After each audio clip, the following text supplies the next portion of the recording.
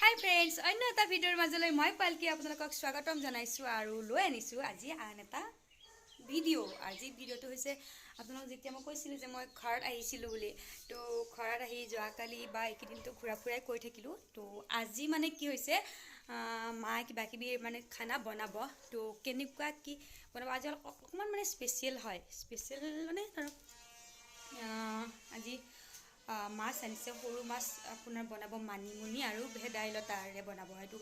সেইটো বস্তু খাইছে মই বহুত বেছি ভাল পাওঁ, খাবলৈ বহুত টেষ্টি হয়। চ' সেইটো তেনেকৈ বনাব। তাৰ পাছত আকৌ বনাব আমাৰ মোৰ আটাইতকৈ ফেভাৰেট হয় সেয়া চাওক কঁঠাল, এইটো কঁঠালৰ চব্জি বনাব। তাৰ পাছত বনাব আপোনাৰ শাক বনাব। কঁঠালৰ চব্জিটো কেনেকৈ বনায় হয়তো বহুতেই জানে, আকৌ বহুতে হয়তো নাজানিবও পাৰে। আমাৰ মায়ে কেনেকৈ বনায় মই আপোনালোকক দেখাই যাম। গতিকে মোৰ ভিডিঅ'টো আপোনালোকে স্কিপ নকৰাকৈ শেষলৈকে চাই থাকক, তেতিয়াহে গম পাব কেনেকৈ বনাব পাৰি, কি কৰিব পাৰি। মই দেখাই আছোঁ।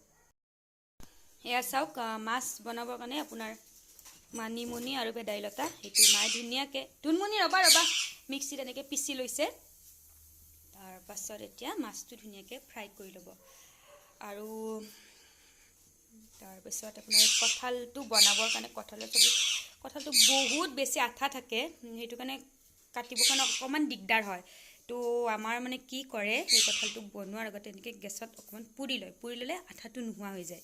তো আপোনালোকে বনালেও তেনেকৈ এইটো এবাৰ পুৰি ল'ব, তেতিয়া আঠাটো নাথাকে, হাতত নেলাগে মানে। সেইটোৱে আগতে এইখিনি কাটি লওক, তাৰপিছত বাকীখিনি হৈ থাকিব। চাওক কঁঠাল কাটি আছে, আঠাটো কিন্তু কমি গৈছে। এনেকৈ পুৰি ল'লে আঠাটো নোহোৱা হৈ যায়, সেইটো কাৰণে বিৰাট ভাল হয়। আঞ্জাটো দিব পৰা হৈছে মানিমুনিটো।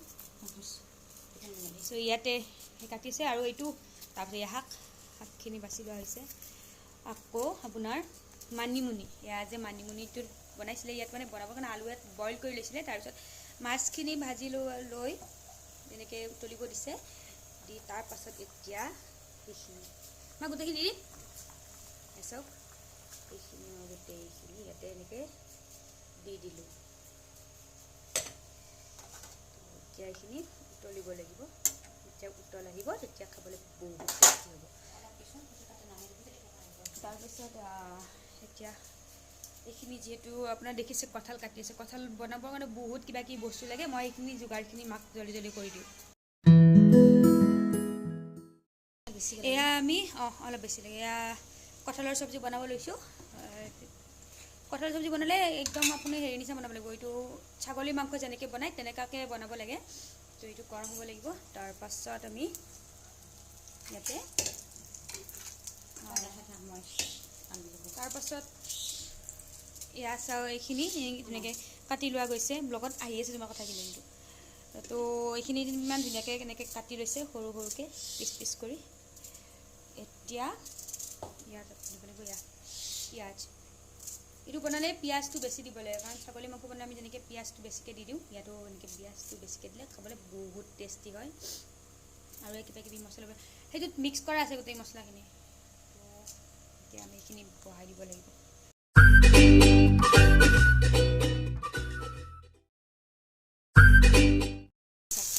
পিঁয়াজটো একদম ৰঙচুৱাকৈ ভাজি ল'ব লাগিব।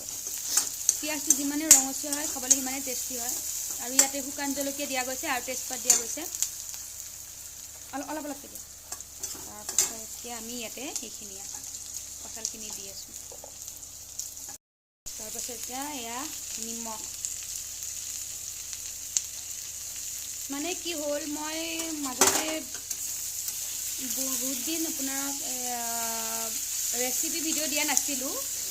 তো সেইটো কাৰণে ভাবিলোঁ আজি ৰেচিপি ভিডিঅ' এটাই দিওঁ। লগতে মানে ঘৰৰ মানে মোৰ ঘৰত থকা সময়খিনিৰ ভিডিঅ'টো হৈ যাব, লগতে ৰেচিপি হ'ব। আৰু আগত যিখিনি আপোনালোকৰ ৰেচিপি দিছিলোঁ, ইয়াতে পানী বইল হ'ব দিছোঁ। মানে আগত যেতিয়া ৰেচিপি ভিডিঅ' দিছিলোঁ তেতিয়া গোটেইবোৰ ৰেচিপি মানে মই নিজে বনাইছিলোঁ। আজি যিহেতু মায়ে বনাইছে, তো আপোনালোকে মায়ে কেনেকৈনো বনায় সেইটোতো চাব নিশ্চয় বিচাৰিব, জানিব বিচাৰিছে হয়তো। সেইটো কাৰণে ভাবিলোঁ আজি মায়ে বনাইছে, মই দেখাই যাওঁ। এতিয়া এইখিনি ধুনীয়াকৈ অকণমান লৰাই দিব লাগিব।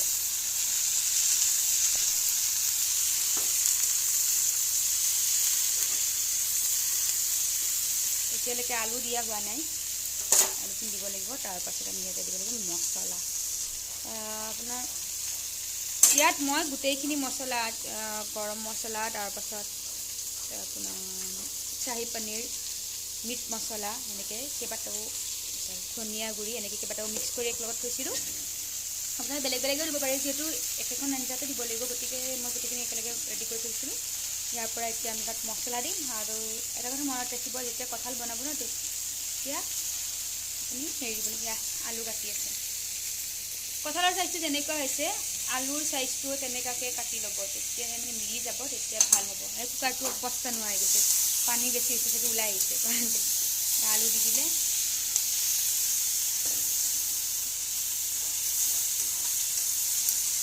আৰু এতিয়া ইয়াতে দিব মছলাখিনি।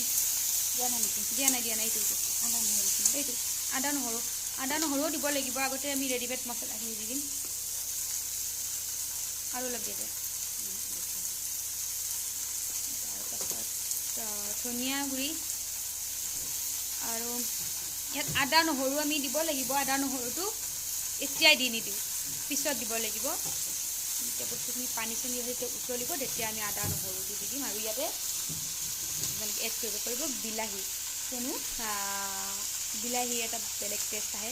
এইখন এনেকৈ থৈছে, গৰম হৈ গৈছে, তো এতিয়া ইয়াতে দিব বিলাহী।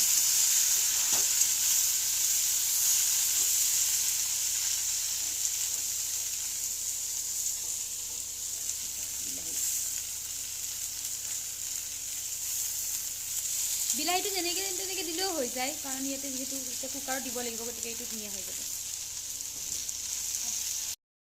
আৰু আমি ইয়াতে দিব লাগিব চেনি।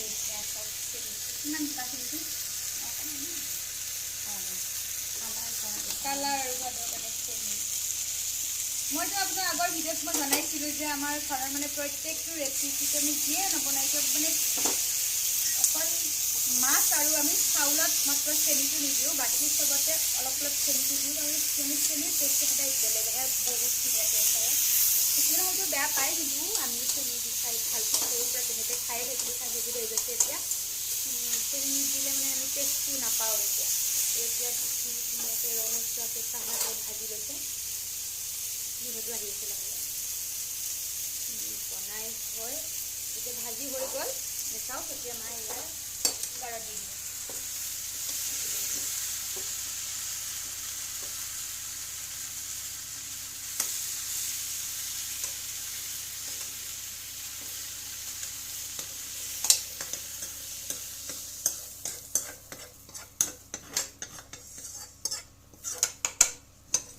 এইখিনি এতিয়া কুকাৰত দি দিলে, আৰু এতিয়া কুকাৰত দি মানে এইখিনি চিটি মাৰিব লাগিব। 2-3টামান মানে ধৰক আপোনালোকে সেইটো গম পাব। যোনে যোনে ছাগলী মাংস বনায় ন, তেখেতসকলে গম পাব। ছাগলী মাংস বনালেতো ধৰক 3-4টা মিনিমাম আৰু চিটি আমি আহিব দিওঁ। তো ইয়াতো তেনেকৈ 3-4টামান দি দিব। সেইখিনি হোৱাৰ পাছত কি হয় সেইটো মই দেখাই আছোঁ। আৰু এতিয়া অলপ কিবা ভাজি চাজি অকণমান কাটি লওঁ, তাৰপাছত সেইখিনি তেতিয়ালৈকে চিটিটো আহি যাব। তেতিয়াৰ পিছত মই আকৌ দেখাই যাম। মাত্ৰ অলপ ধৈৰ্য ধৰি ভিডিঅ'খিনি কণ্টিনিউ কৰি চাই থাকিব। আচলতে বহুত দৌৰা হোৱাৰ কাৰণে আপোনালোকক মই চিষ্টেমেটিকভাৱে বস্তুখিনি দেখাব পৰা নাই, কিয়নো এতিয়া ভাত খাবলৈ জল্দি বহুত দেৰি হৈছে। মই যাব লাগিব আকৌ গুৱাহাটী।